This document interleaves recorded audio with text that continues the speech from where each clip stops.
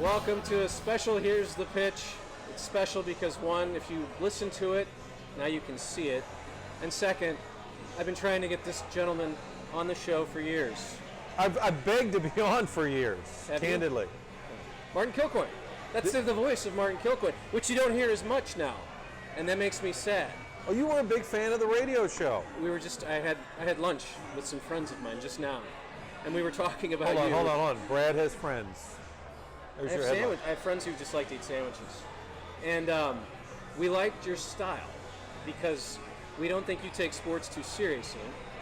We don't think there's a lot of analytics that come up in a Martin Kilcoyne radio broadcast. That's fair. Maybe your partner is, but that's what we enjoyed about kind of the shows you've done before, you and Charlie, you and Frank, and we miss it. So what happened? Why are you not doing it? What happened? Why are you not? Let's get a show. Is this Dan Caesar here? Like, what happened? You know, the radio business is crazy. You know that. So I just decided I took a 20, and it was fun. I love working with Charlie. He and I are real tight. I love working with Frank. We're very different people. They're my friends. They're my friend. Which is probably why I work with me and Frank, because we kind of view things sports-wise a little differently. And it was a lot of fun doing it, but it's fun not doing it. Is that fair? It's fun not doing it? I don't want to say that Brad doesn't have a big-time operation, but if I move too much, I might knock the camera, so I have to contain myself and my enthusiasm. Again, I should mention, because most people listen to these, but this is an attempt now at a video podcast. Yeah. My first.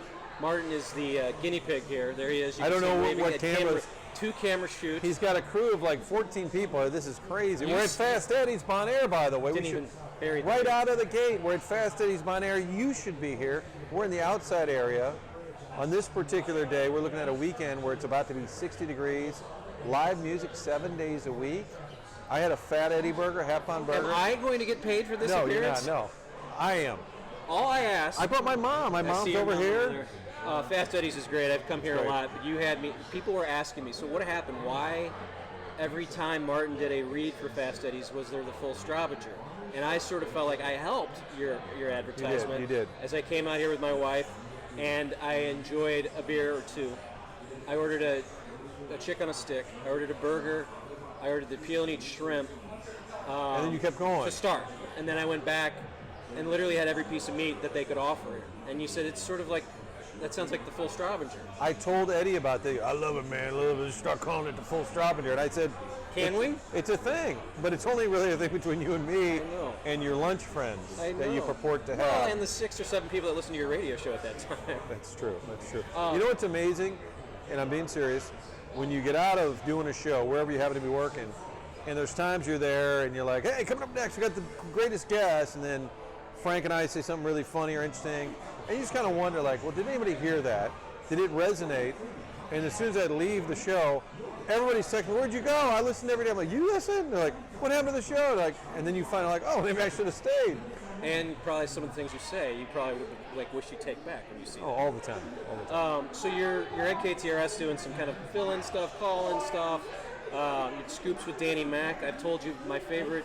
Danny is a funny guy, and with you and him together, you brought out his personality during the mailbag where you guys never took mail. We don't really read the mail.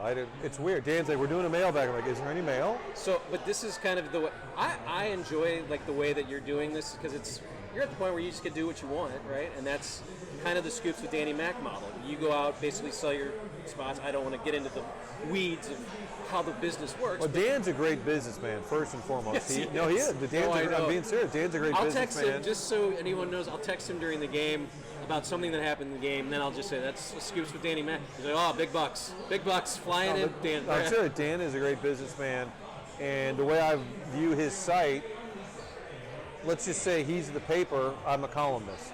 And so I'm a columnist who occasionally pops up on the site, and it's like, hey, what's Martin got cooking today? And we've been able to do some great segments. It was Tony La Russa last summer, and then Darren Pang, Keith Kachuk, Bernie Fedorko during the hockey season.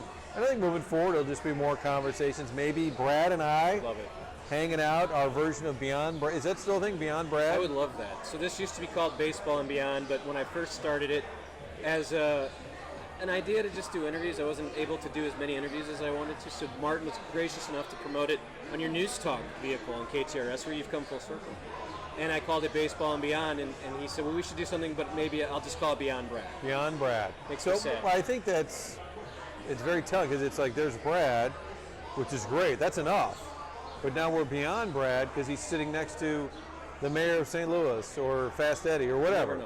Or Triad Bank or Offenburg Hyundai. You never know. I was going to let you plug your sponsors here. Of course, Mass's Restaurants, my title sponsor. We're not worried about them right now. We're here to talk about Martin and his sponsor. But now it's called Here's the Pitch. And really the only reason we're doing this today is so I pitched that I could be part of Scoops. Okay, so that's the pitch. But I'm going to show baseball heavy, right? You're a baseball guy through and through. It is, but there's some, like I just interviewed Art Alexakis from Everclear. And we talked about the songwriting process and making it big. That's sort of where I want to go. You know what? But us, go ahead. You were going to say. I don't want to interrupt the guest. I don't want to ruin. This is a pitch. I've already ruined the whole show, but I was in the gym the other day. You were at the gym. And Everclear was on. And I got in my car and I Googled top hits because I was like, what was that one? Father of Mine. And I'm like, everything is wonderful. And I'm like, Good Life. So I was in my head, I'm going, God, they really crushed it for a minute. Yeah. And so I go online, I'm like, wow, that was them. Well, if you want to hear, I will listen to that. It was pretty interesting. Is he sitting at Fast Eddie's on a camera or no? He was in a New Jersey hotel getting ready to start a solo tour. Okay. So I thought it was fun because, like you said, you start looking these guys up. And what I found out what was great about that was you forget that MTV was still big. So in mid-'90s, they needed some videos. Here comes Nirvana, Pearl Jam, Soundgarden, then Everclear, Toady, all these 90s rock bands that we grew up on. So I know that's right. Love the music of Everclear. Okay. So we'll talk more about Fast Eddie's, Triad Bank, Offenburg Hyundai. Sure. In fact, Matt Offenburg was scheduled to be here, not necessarily on the show, but for lunch. And I'm not sure where he is, so my mom is here. So we did talk a little bit about the radio business. You seem to be like me, where you don't enjoy management kind of muddling up the waters. It seems like you've done this a long time. Back when I was producing television, I felt like I had done it enough to sort of know what's good and what's bad, but you always get some guy from out of town who comes in, or maybe some guy from in town, maybe like KFNS Radio, that gives you a reason to start changing the way. How do you work and deal with that at this age, where I don't want to say you know it all, but you do know what works, what doesn't work, and then you've got some guy, let's say a guy named John Hadley, for example. Well, I will say, by way of background, so my dad was a doctor, and he would have these, and my parents were divorced. I grew up with my mom, but my dad lived in Denver, he lived in Seattle, lived in San Antonio, and I would always say to my mom, like, God, Dad had a great job. Well, yeah, he's moving to Denver.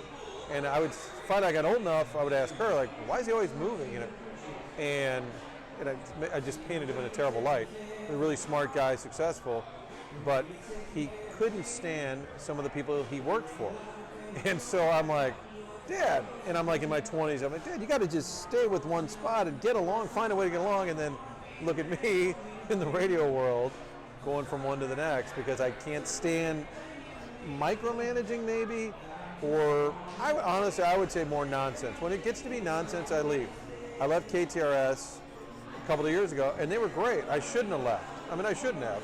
And they said, hey, we wish you the best. You've been great. We love having you. I'm sorry, but I have to stop you. You had to know that at some point Sports Radio 590 bandwidth was going to become nonsense. Well, and I will say... Because that's just sort of what that is, no, right? The appeal... It's fun, well, the appeal, Charlie Marlowe and I sit at the office at night. Chuck's like my little brother. And we're just talking about stuff. And he's like, we should do a show. We should do a show. We do a show. Just like me. And I was like, let's do a show. And then we started... within 2 days, it's like, well, what if we change this and change that? Like, oh my God. And none of this is that interesting to people at home. But I think it is. There was a reason I wanted to do that, even though I knew the history of the signal and the channel and all the stuff that goes with it. And Dan Caesar has chronicled it. It's a fun environment. It's just, at some point, you're like, I can't put up with the headaches or whatever. And I think historically, like I was saying, my dad, when I was in 5th grade or 6th grade, I quit the basketball team, and the coach called me. This is going to make me sound like a total ass, which is fair. And he called me and said, well, and my mom's like, you got to keep playing. What do you quit for? And I would just kill my kid if he said that. I'm like, you're on the team. Get over there. And the coach called me, be careful. And I said, I think we have philosophical differences. I'm like, what an a-hole. I was like in 6th grade, I think. Shouldn't have quit the team. And I went back to the team. So really, I got to say, it's not Hadley or Friday. It's me. I'm the problem. I am the same. Thanks, Brad. I'm going to take this. No, this is like a sit on the couch. I have the same problem. I don't. sometimes I just can't handle someone from not here coming in and trying to tell me what Cardinal baseball should look like for 30 minutes before the game, and that happened a lot, and I didn't understand. And now I look back and I'm like, maybe I could have listened a little more. And I do think there's like I used to do the pregame. I produced the pregame for a long time in case people didn't know what I'm talking about. Google him, okay? His firing might come up. I don't know. But I thought for me, I wanted to see flashbacks and old stuff. Now sometimes like even Danny Mac would go, do we really need to see a 1984 clip with Neil Allen giving him 3 runs or whatever? And I said, I think it's fun. But, so I think there's plenty of smart people, and all of us, you, me, should be open to constructive criticism.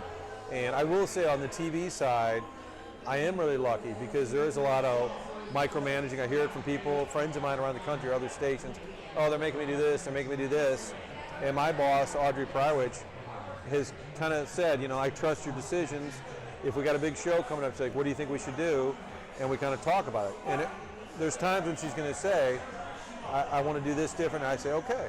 But on the whole, she's kind of trusted me, and it's great to have somebody who says, I like most of your decisions, and that's hard to find in TV and radio. You could work at ESPN or Fox Sports, and you could be at a high level, and there's probably still somebody who calls your emails you haven't said, I really didn't like that one segment, and they're like, But we're all extremely sensitive as part of the problem. It's very true.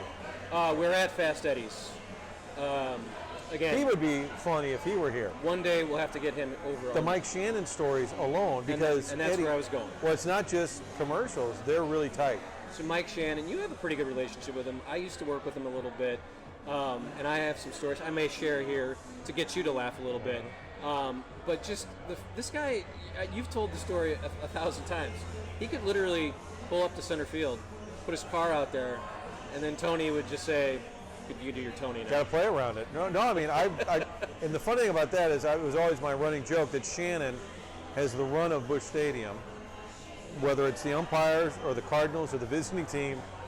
And I said if he parked his Suburban in center field, the umpires would grab Tony, would just play around it, and they would. And then the other day during a spring training game, did you see it? Yes, there was an air conditioning van driving on the, what do you call the thing? Warning track. I'm not in baseball mode yet. Fine. The warning track. Spring training for brothers. They had to kind of delay that inning starting. It was hilarious. And it would have only been better for me if it was Shannon saying, I ain't going all the way around, I'm just cutting through here. And it would have fulfilled my long time impression of what would take place at a game. But you have a favorite? I'm sorry, you have a favorite Shannon? I just thought of something loosely. This is all tangential, but I got a call from Jay Randolph Sr. one day. This is recent, and by the way, lives in my neighborhood. Humble brag. Yeah. But he never calls me, so I'm thinking he's mid-80s. It's a mistake. And then he called me like 3 times in a row, and I'm like, must have accidentally. He's looking for Marvin, his best buddy, to go to the track, And I'm like, why am he? So then I finally leaves a voicemail and says, I need you to call me. I'm like, okay. And this is as confusing as it gets. It says, Martin, Jay Randolph Sr. Mr. Randolph, how are you, sir? Who is the person you work with? The sports guy with an R. And I said, Rich Gould? No, not Rich. I said, well, there's Rich, there's me, and there's Charlie. Well, Mike Shannon needs to talk to the one with the R. And I said, Mike Shannon? He said, Shannon called me and said, hey, see if Martin can get a hold of so-and-so. And I said, so-and-so? He said, and with an R. I said, Randy Naughton? He goes, that's it, because Shannon and Randy Naughton get along really well. So I say, oh, you mean Randy Naughton? And then Jay said, you tell him, get on the phone. I'm like, well, it's a hurry. He goes, well, he needs to call Mike. This is the closest I'll ever get to Abbott and Costello. Mike Shannon calls Jay, who's like 85, to call me to look for that guy with an R. And I'm like, Randy Naughton, it's a she, not a he. Call Mike. So I called her and said, what's it about? I said, I don't want to know, and I don't know. This is why we miss you on the radio. You can't tell that on John Carney's show. There was enough time. Right. People have already clicked off. I want to get email Brad or text beyond Brad if you made it this far. Here's the pitch. Is there a way? With Brad@gmail.com. Okay, here's the pitch. With Brad. It's a long name, but yeah. Mike Shannon. So he would do pregame hits for the show every game, and every once in a while he would call me, which was always, as a kid growing up, having Mike Shannon, just seeing Mike Shannon on your. So I was driving to a concert at Riverport. We did the pregame. I'm driving, and it's about the 9th inning, and I'm in a car full of buddies, and the phone rings, and it says Mike Shannon. I'm like, oh my God, look at, and we're listening to the game. And I'm like, how? I have to answer this. Like, I'm not putting this one in voicemail. What is this? So I hear Mike Shannon calls, you answer. I hear, here's the 1-0 pitch, swing and a miss, 1-1. Hey, Brad, I just want to see if you'll have a camera over in the dugout. Dusty Baker said 4 o'clock, so be in the dugout around 4 o'clock. Hold on a second. Here's the next swing and a miss, 1-2. So, Brad, 4 o'clock, tell the cameraman to be there. And, you know, there's a smidge of a delay, so we turn it up, and you hear him go 1-2 pitch. Swing and a miss. He's hitting Called the you cough, mid-pitch. the cough, but his mind was thinking, I better call Brad. I thought that was interesting. I love that. I was excited that he would call, but I've also had him yell at me a few times. Have you ever had Mike Shannon? I've never had him yell at me. No. But don't be on time if he says to be on time. It's my own. One time he came yelling at me. I was supposed to do some If interviews. you were late for Mike Shannon, you should be yelled at. It was my problem. I probably shouldn't even be sitting here. I was in the locker room talking to another player about doing something after this interview with Shannon, and we started. It took a lot longer than I expected. Here comes Shannon with an unpeeled banana.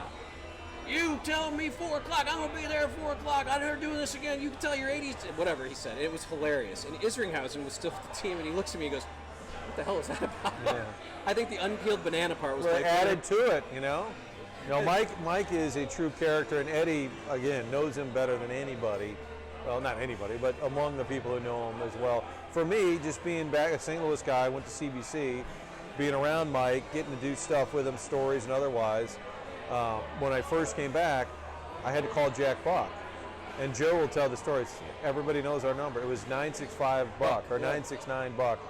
And he would answer, it's Mr. Buck. And he would, I'm like, oh my God, I just called Jack Buck. And then one of the nights I'm down there doing a live shot at 5 o'clock and it's raining and my guest doesn't show up. And Jack Buck is sitting in the dugout at the Old Bush. And I go over and I said, Mr. Buck, I'm on the air in like 2 minutes. Is there any way you could just join me? He goes, as long as you tell me who stiffed you. And I go, I think Jockety was going to go, that's all right. I'll fill in for Walt as long as it's not some scrub. And I was like, this is awesome. I always the best. Got to know him a little bit as a young guy, and he was so good to me. But he always had a funny little. I remember I saw him in Atlanta. Oh, hello, Mr. Buck. How you know? I was 18, whatever. There's a lot of pretty girls down here, huh? What do you think? I just think that, to hear Jack Buck say that as a kid, I'm like, I like him.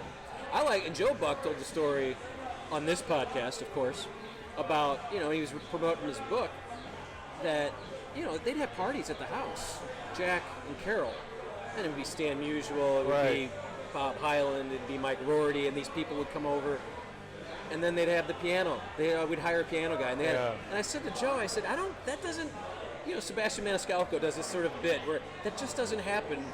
People don't have dinner parties and a piano player. I just would have loved to go back in time. If someone says go back in time, it'd be going to a Jack Buck party where there's a piano being played. Either go back in time or have an old friend. And so when Dick Ford turned 80, they threw a party at his house and they had a piano player. And my wife and I, the lovely Kim, are at this party, and somebody in the corner is playing Danny Boy, and they're all singing.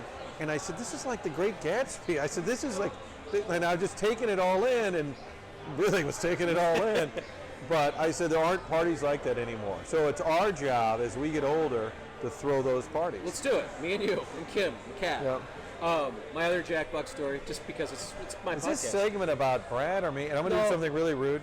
I'm just Check your phone. Well, I just want to see what time it is. Okay, we're good. Okay. I have to get my son from school. The only other thing that same Jack Buck, I'm at Rams Park when Dick Vermeil was hired. You know, they had those meals where you go get the Chevy's or the Chili's or Outback or whatever. Woo. So I went because it was a Wednesday free food, and I just sat at the corner of the table. And Jack Buck sat down across me. Son, do you mind if I sit here? Yes. Right. No. And then Dick Vermeil. Will you be on my podcast one day? I asked him to be on the case, but then Dick Vermeil came over and sat down. So it was the three of us. So I added a lot to the conversation. A couple of really seasoned vets. I enjoyed it. You mentioned Dick Ford. You do impressions, so this is the part of the podcast where I'm going to ask for a few impressions. Dick Ford's kind of like the old man character. They don't make. I've been accused that every voice I do is loosely the Dick Ford voice. Do I need to create a situation for Dick Ford, or can you just do it on the voicemail or something? When the Rams were getting good, I just remember him coming back to the sports office. I'm so old, I remember when they were the Cleveland Rams. I don't give a damn about L.A. They were in Cleveland. And I'm like, were they really? And I had to look it up. Like, oh, they were in Cleveland. Dick was also like a mentor and a friend of mine. And one of my stories, I've told him, my dad had died, and I'm out in Denver at the funeral, and the Rams actually sent flowers. It was like beautiful. Everybody was super nice.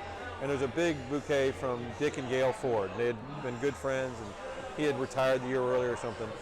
So it really meant a lot. And my stepmom in Colorado doesn't know Dick Ford and Gail. She said, look at all these nice people sending stuff. I said, it's unbelievably humbling. So maybe a month later, we're at Remy's Wine Bar in Clayton with some friends. And I see Dick and Gail Ford.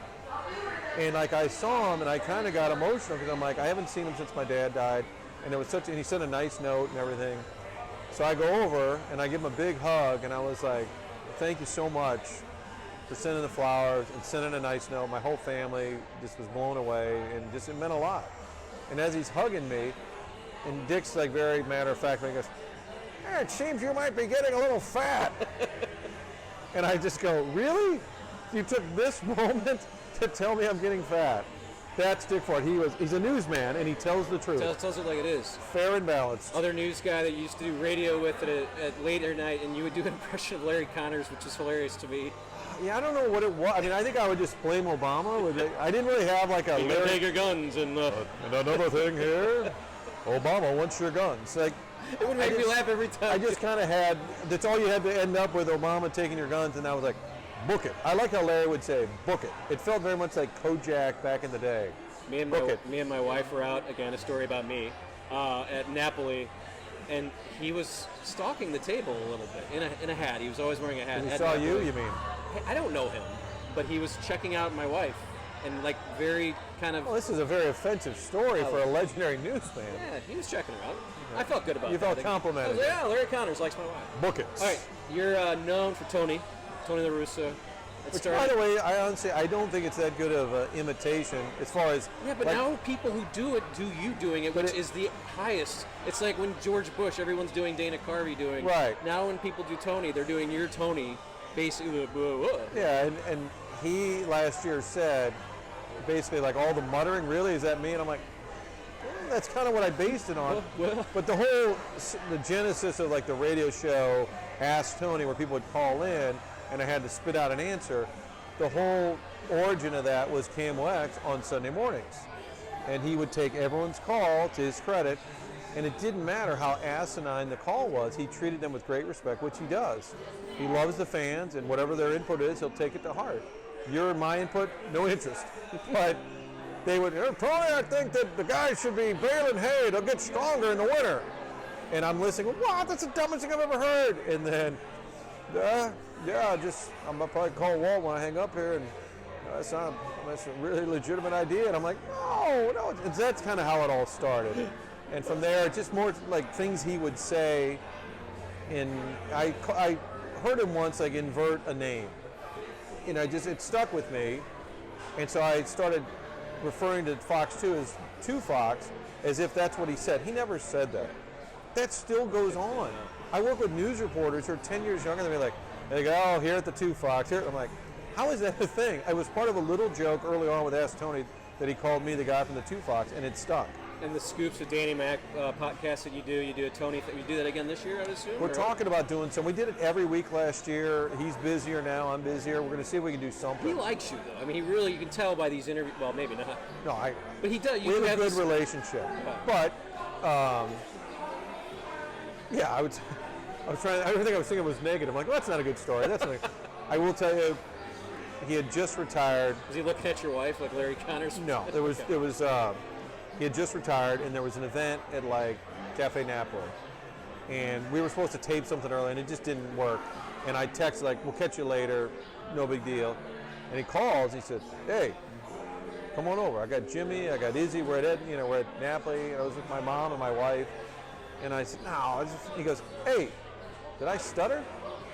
And I go, "Well, normally you do, but he insisted that we go there and meet him, and it was very complimentary. I was like, you got your friends, I got my friends, it's okay. But we went and we had a great time and had some wine and great stories. And it just so happened the night we were sitting there, Jeff Fisher is in the corner of the restaurant as the Rams head coach, interviewing Rob Ryan, who looks like the dude from The Big Lebowski. It was like all these weird things going on at once. So it was a nice compliment. So we get along well, but you got to give Tony his space too. Another impression. I know we have a little less time here, but Do we? I have all the time in the world. You're busy. Brad's going to be interviewing the bartender in a few minutes. What's your mom doing? Is she going to be here for a while? Kevin Demoff, you do a wonderful Demoff impression. See, I don't even think I do. I just kind of, it's more based, it's more of a Smithers. Like, well, we feel all of our fans deserve a first-tier experience, not just the players on the field.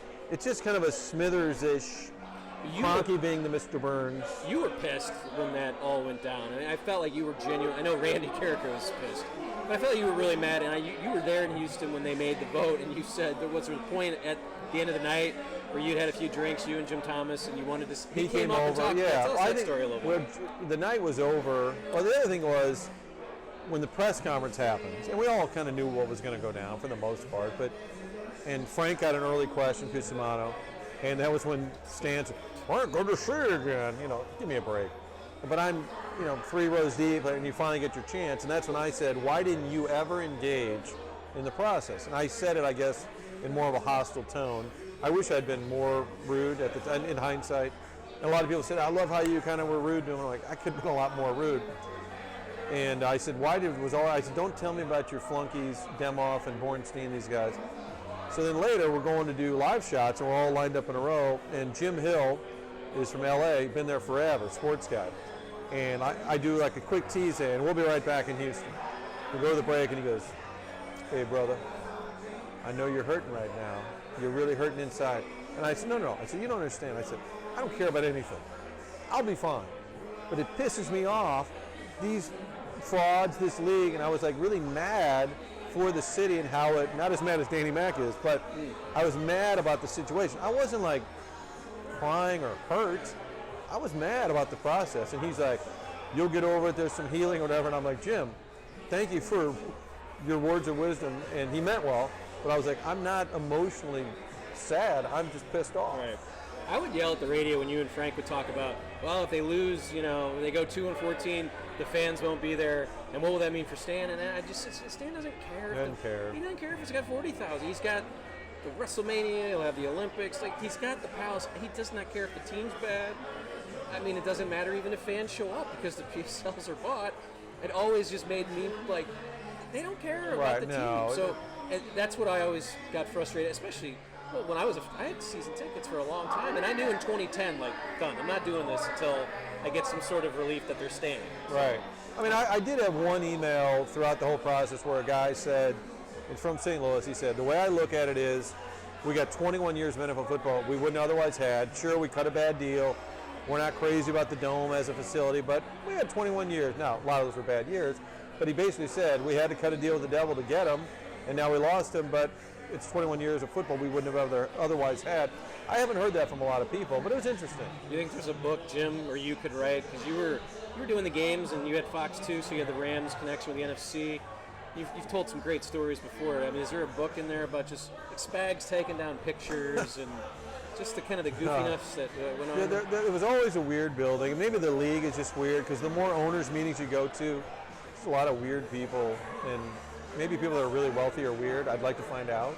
I'd like to be really wealthy and really weird instead of just being really weird. But I think there's maybe Jim would probably be better suited to write it than me, and I know a lot about Rams Park. I know a lot about Tim the building. The 30 for 30 that he continues to 30 for 30. I think Jim, from being real tight with Mike Martz, would be great. I mean, I was at times, but that's some great insight too about how things got real squirrely because, Mike was there when things were getting nutty, and then the Fisher stuff. Fisher was great to deal with, but that's right when everything was kind of, the ball was rolling, and, Demoff, I've never been fired in my life. I've quit a lot of jobs. And the only thing I guess I could technically say I got fired was preseason Rams football.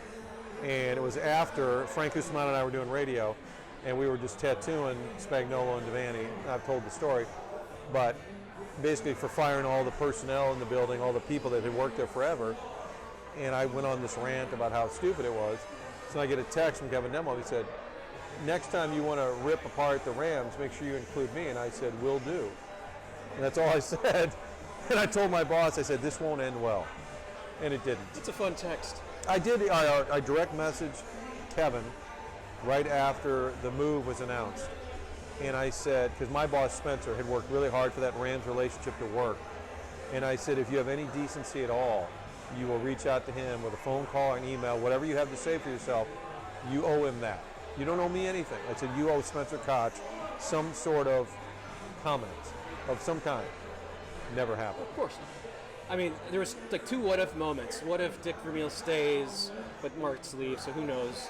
What if Martz kind of doesn't go crazy? And then what if Georgia doesn't die? I mean, she's going to die sooner or later, but who knows what happens, right? I mean, if she stays alive and is alive in 2016, she's probably got the team. I mean, if she stays 90. Yeah, I would say, and Martz didn't go crazy. I think the building was crazy. Yeah. I think John Shaw was running it from L.A., and it was just kind of a dysfunctional building, and it always was, We'll get into that in segment 2, which will be live from Offenburg Hyundai or Triad Bank, potentially. Is it? Oh, good, excellent. Yeah. Last This is great. You have a second for one? Well, let's see, hold on, I got to look at carpool. Check the clock. I got to check my math here on my carpool. No one's ever rapped me, but that's fine. Don't be offended. I'll rap. I'm not important, my son is. I'm going to rap now. But I'm curious, your thoughts. This is the last topic, by the way. It was going to be the last topic. Brad has notes. Far right. That's actually Bernie's for Dirko's notes over there. Anyway, what do you think of this Cardinal angst? The fan angst, kind of the message the team gives. When Tony was there, it was always, you go to spring training, well, we're going to win a World Series. Tony leaves, now the message is, we're going to compete. And try it. It feels different. I know it's a different time. But is the angst, they just went to the playoffs, went to the NLCS, of course didn't do well, did nothing this offseason. Is it warranted? Is it like, we're just kind of the Green Bay Packers of the Major League Baseball, so then there's no, we're always up their butt to kind of do something and win 90. What is your thought? I think it's percentages. I think a third of the Cardinal fans love everything they do, and they have a stubby clap salt and pepper shaker. They're just a third that they can do no wrong. They win 70 games. Well, they tried hard, and a lot of those people go to the games and are like really ardent supporters. I think there's about a third who are really into social media and Twitter, etc., and who are really negative and nothing's good enough. And then there's kind of the middle that said, yeah, it was kind of fun. We beat the Braves, but yeah, the Braves always lose in the playoffs. And boy, I wish we could do more. I think there's a great middle that we don't hear from a lot. You have the fans we make fun of that are just anything Cardinals, and then the fans who hate everything they do. And I think because we've given so much attention to that loud base that's upset, I think the Cardinals almost now dismiss it all. Whereas some of it's constructive and some of it is you could be more aggressive.